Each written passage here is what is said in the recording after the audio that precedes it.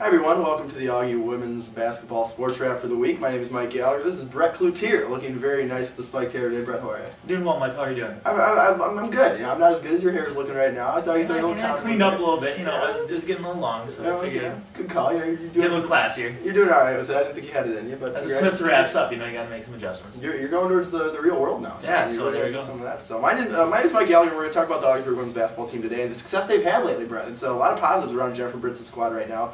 2 wins since we last joined you. Including last night against Hamlin. I had a chance to see the game last night. Very impressive, very exciting, Brett. So talk about the progress we've seen in 75-69 win last night. Obviously, their first conference win. Very exciting to see them playing well. Yeah, we definitely knew Brittany Dyshaw would be the focal point of their offense. You know, at one point she's the only player averaging double digits, just over 10 a game. And initially that kind of worried me because they had a bunch of girls at about between 3 and 6 points a game. And where was that second scoring really going to come from? You know, he lost Shannon Rennie from last year. You know, their leading scorer and one of the best 3-point shooters in the conference. And you really wondered where that scoring was going to come from. But as you've seen in the last couple of games, some girls really stepped up. You talked about the double figures. Tracy Schronk actually moved in double figures last night with her impressive performance, dropping 19. So talk about how Dyshaw specifically and Tracy Schronk, as we kind of talked about here, have really filled in well for those points that Shannon Rennie can't bring to them this year. Yeah, like we talked about with Shannon Rennie, it's just a real ability to shoot the lights out on any given night. You really stretched the floor for Brittany Dyshaw inside at times last year, and you kind of had seen them struggle from three-point line throughout the year. And I think Tracy's 5'8" on threes the other night, so it's really stretching the floor, and we'll be able to allow Brittany to go to work on the block.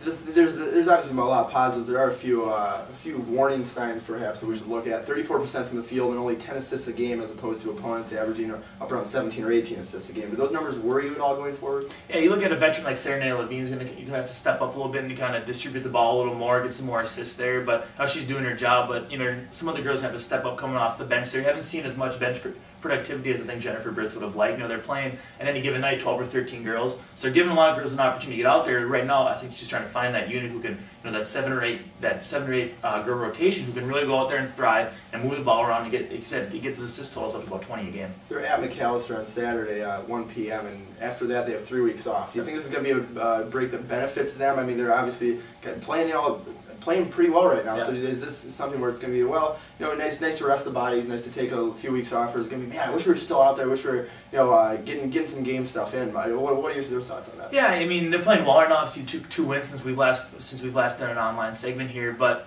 you know, with all the winter sports, they're not the only team that's going to have 3-4 weeks off our Christmas break. The guys hockey team, your women's hockey, guys basketball, all wrestling, they're all having this time off, and across the MIAC, they're all having this time off. It's kind of gut check. It's really, you know, the girls and all the sports will go home for about 10-12 days. It's really on them to kind of stay in shape during that 2-week period when they're not practicing with their squad. You know, you can really take a couple steps back if you come back and have to get back in shape, you know, leading up to those games in the first week of January. Brett Cloutier and Mike Gallagher again at McAllister on Saturday at 1 p.m. Your last chance to check them out before the holiday break. 2011, yeah, going into the new year, maybe some newbie games for the team. Keep the good times rolling, win a few more games. So that's Brett Cloutier and Mike Gallagher, and we will see you again soon.